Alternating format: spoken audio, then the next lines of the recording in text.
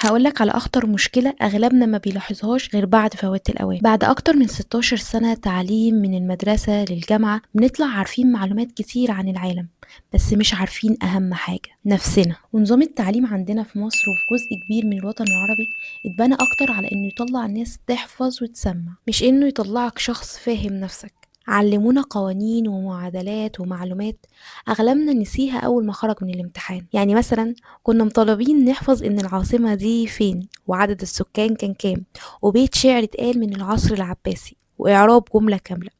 بس محدش علمنا إزاي نفهم نفسنا صح. محدش قالك إيه نوع الشغل اللي يناسب شخصيتك، إيه الحاجة اللي ممكن تبدع فيها أكتر، إيه الطريقة اللي مخك بيتعلم بيها أصلا، إيه القدرات اللي عندك اللي أنت متميز بيها عن غيرك.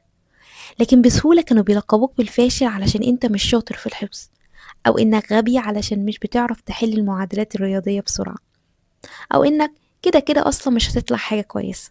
مع إن ممكن أصلا ذكائك يكون عملي مش حفظ، أو إبداعي مش تكرار ممل، أو حتى ذكائك اجتماعي. بس محدش شاف ده، محدش قالك إن مش كل الناس شبه بعض، فتطلع ما عندكش ثقة بنفسك، ناسي كل حاجة اتعلمتها، بس فاكر حاجة واحدة بس: أنا فاشل.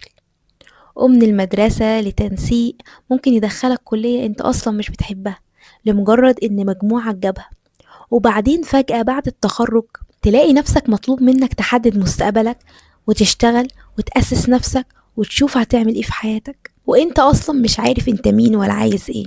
فتدخل شغل علشان الفلوس مش علشان بيناسبك، وتفضل كل يوم مستني الساعة تعدي، وتشوف ناس ناجحة على السوشيال ميديا فتجري ورا نفس المجال، مش لأنك بتحبه لكن علشان خايف تتأخر. وتفضل تتنقل من حاجة لحاجة، كورس، ترندات، شغلانات، وفي الآخر ترجع لنفس السؤال: أنا أصلا مين؟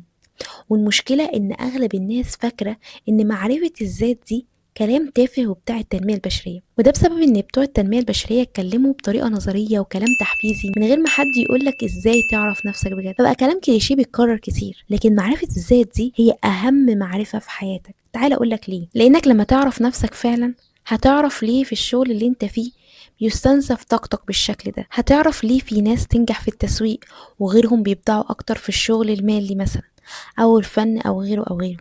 مش لأن حد منهم أحسن من التاني، لكن لأن كل واحد فيهم لقى المكان اللي يشبهه. وافتكر دايما ربنا ما خلقكش نسخة من حد، خلق جواك قدرات وطاقات وطريقة تفكير وشخصية مختلفة، والمطلوب منك بس إنك تكتشفها مش إنك تنسخ حياة غيرك.